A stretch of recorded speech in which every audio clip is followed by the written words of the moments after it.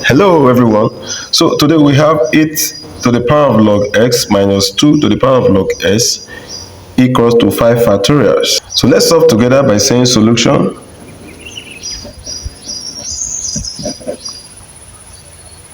First, the concept of factorial, if we have a factorial, is given as a minus 1 times a minus 2 until we get to 1. That is to say, the next term should be one number less than the previous until it is reduced to be 1. A further example, if we have 4 factorial is equal to 4 times 4 minus 1 until we get to 1. So that 4 factorial can be given as 4 times 3 times 2 times 1. And if you do this very well, it will give us 24. What does that mean? The next term was 1 lesser than the previous, so it is until we arrive at 1. So if we are given 5 factorial, is definitely going to be equal to 5 times 4 times 3 times 2 and times 1, and which is equals to 120. So here our equation would therefore be 8 to the power of log s minus 2 to the power of log s equals to 120. That is 8 to the power of log s minus 2 to the power of log s equals to 120 in the place of 5 factorial. But 8 is equal to 2 to the power of 3. In the place of 8, we're going to write 2 to the power of 3. So our equation will become 2 to the power of 3 in bracket to the power of log x minus 2 to the power of log s equals to 180, and we are fine. Recall that a to the power n to the power of m is same thing as a power of m multiplied by n. So we are going to apply it here, and it will become 2 to the power of log x. You see this? The power of 3 minus 2 log x is equal to 120. But here we are going to say let 2 to the power of log s be represented as k, which will now means that here to be k to the power of 3 minus k to the power of 1, which is equal to 120. So our next responsibility will involve splitting 120 into 2 numbers in a way that the 2 numbers, when they are written in index form, they will have the same base but respective power of 3 and 1. So what comes to mind will be 120 can therefore be written as 125 minus 5. 125 minus 5 is same as 120. So 125 is written as 5 to the power of 3 minus 5 to the power of 1. So in place of 125, we'll put 5 to the power of 3 and respectively also for 5 to the power of 1. So here it becomes k to the power of 3 minus k to the power of 1 equals to 125 minus 5, which is the place of 120. So here we now have k power of 3 minus k to the power of 1 equals to 125. We have said is 5 to the power of 3 minus 5 to the power of 1. So the next rule is to group them according to their powers. That is to say, we are grouping k raised to the power 3 and 5 raised to the power 3 and minus k raised to the power 1 and minus 5 raised to the power 1. So this one will become k to the power 3. 5 to the power of 3, crossing this equal sign, it becomes minus 5 to the power of 3, close the bracket, minus k to the power of 1, minus 5 to the power of 1, it crosses this equal sign, it becomes positive. This positive, since we are grouping it into the bracket, We're going to let minus be there. The reason is minus can open up the bracket and we have minus k, which is this. So minus times minus, that will be plus 5, and which is originally what we have before we put them in the bracket, and we are fine. And here to be equal to 0. So I would like for us to remember an algebraic identity that says a to the power of 3 minus b to the power of 3 is equivalent to a minus b times a squared plus ab plus b squared. This is in the form of this. So we're going to replace it with this identity where k is a and 5 is b. So that will mean that for here to be k minus 5 in bracket for this times a here is k squared plus k times 5, which is 5k, plus here b is 5 to the power of 2, and we close the bracket, minus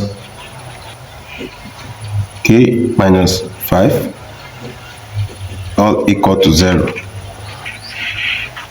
So here we're having k minus 5 and k minus 5. We'll factor out k minus 5, and k minus 5 divided by this whole term will be left with k squared plus 5k plus 5 to the power of 2, close the bracket, minus k minus 5 divided by k minus 5, that will be left with 1, and all equal to 0.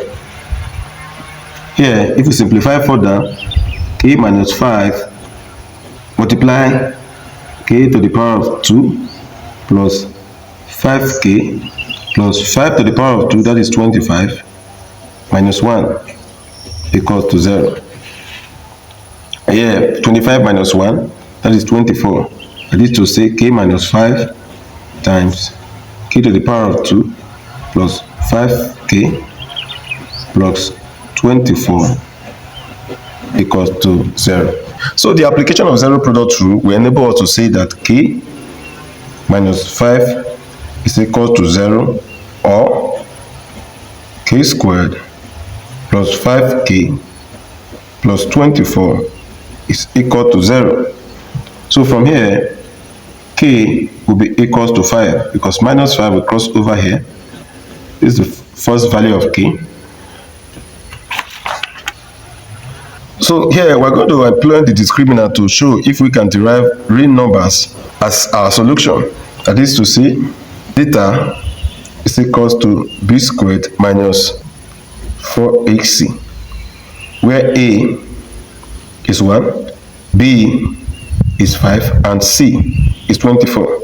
So our theta will become 5 squared minus 4 times 1 times 24, which also means that theta is equals to 25 minus 4 times 1 times 24 is 96. Theta therefore is equal to minus 71, which is less than 0. So minus 71 is on the negative. That means there will be no real root.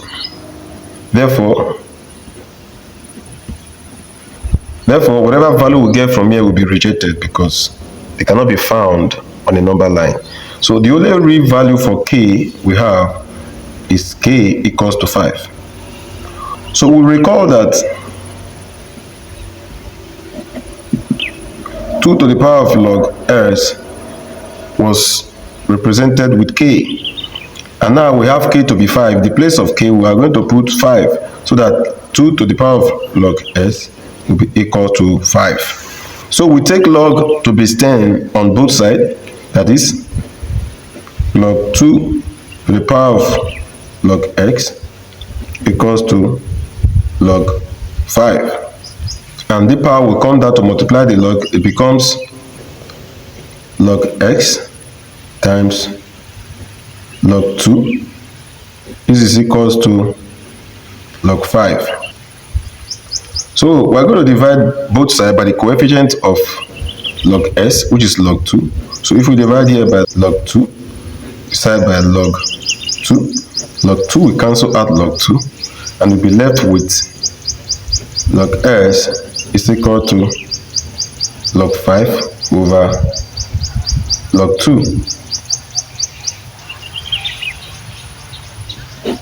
But log a over log b is same as log a base b, so that log s will therefore be equals to log 5 base 2. But when we are given log x to base 10 and is equals to q, this can be transformed to s equals to 10 to the power of q. This is in a log form, and here it is same but is in either's form. If we take log to base 10 on both sides, we definitely arrive here. So here our equation can be written as log s to base 10 equals to log 5 to base 2. So if you compare this and this, if you compare these two, you realize that here q is equals to log 5 to base 2. So that from here s will therefore be equal to 10 log 5 to base 2, which is the answer for the value of s. But we can simplify further by splitting 10 into 2, that is s will be equals to 2 times 5 raised to the power log 5 base 2. And here this is the same thing as 2 log 5 base 2 times 5 log 5 base 2. But the base number raised to the log of the same base is equal to 1. So 1 times 5, it will become s equals to 5 to the power 1 times 5 to the power of log 5 to base 2. But a to the power of 1 times a to the power of r is the same thing as a to the power of 1 plus r. So here s will be equals to 5 to the power of 1 plus log 5 base 2. S is equals to 5 to the power 1 plus log 5 base 2.